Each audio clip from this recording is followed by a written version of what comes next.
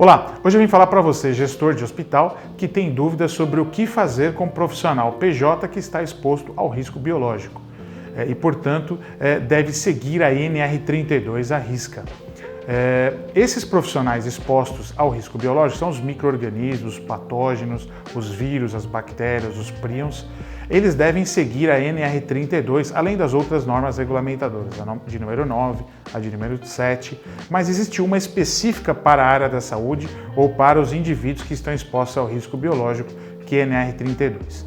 Em algumas empresas, por exemplo, nos hospitais, é muito frequente ter um indivíduo que é o profissional PJ que presta serviço exposto a risco biológico. Portanto, devendo ser vinculado à NR32, que deve seguir algumas regras estipuladas nesta norma regulamentadora. Esses profissionais PJ, no nosso entendimento, devem ter as mesmas regras dos profissionais seletistas.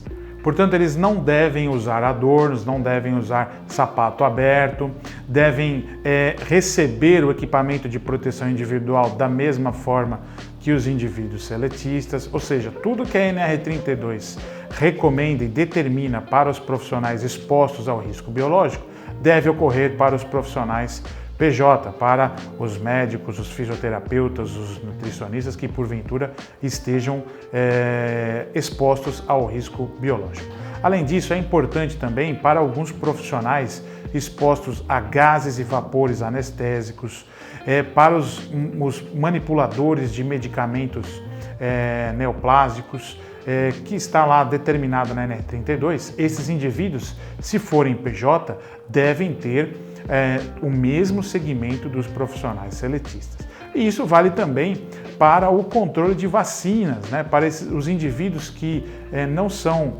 CLT, eles devem ter o mesmo cuidado, né? Então, a forma de contratação por empresa, por PJ, vamos dizer assim, é um subterfúgio do que o mercado adotou para não pagar as tratativas trabalhistas. E é importante que a sua organização mantenha a mesma finalidade do PPRA, do PCMSO, que é a prevenção de doenças e acidentes no local de trabalho.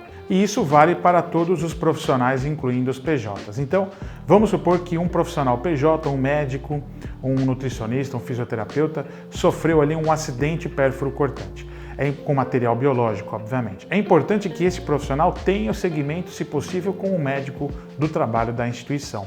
É importante também que o médico do trabalho, que o serviço ocupacional deste hospital, desta clínica, deste consultório, desta empresa que possui risco biológico, acompanhe esses profissionais que trabalham sob o regime PJ para controlar todo o esquema vacinal, os exames periódicos, ou seja, no nosso entendimento, o profissional PJ ele deve seguir as mesmas regras que a sua organização determina para os funcionários expostos ao risco biológico, o que vale ao controle de vacinas, ao controle de EPI, ao controle de outros equipamentos de proteção individual, por exemplo, para radiação ionizante, e devendo seguir, inclusive, para as orientações para gases anestésicos e medicamentos neoplásicos.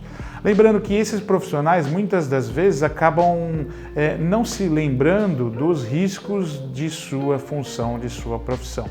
E é importante que você, gestor, lembre com frequência, através de manuais, através de materiais de fácil entendimento, que a profissão dele tem um determinado risco, que a ação dele, a função dele na empresa, no ambiente, tem um determinado risco, que pode até incluir algumas questões, por exemplo, como gestantes, que se estiverem expostas à radiação e risco biológico devem ser alocadas de função, o que vale, por exemplo, para as médicas anestesistas, por exemplo, é um exemplo, mas para outras médicas que porventura estejam expostas a algum tipo de risco, seja biológico, seja físico.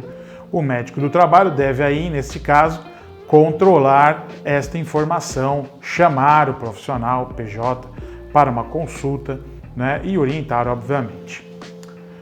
As regras para os indivíduos expostos a agentes biológicos devem percorrer toda a organização né, incluindo terceiros e profissionais não seletistas. É assim a nossa visão.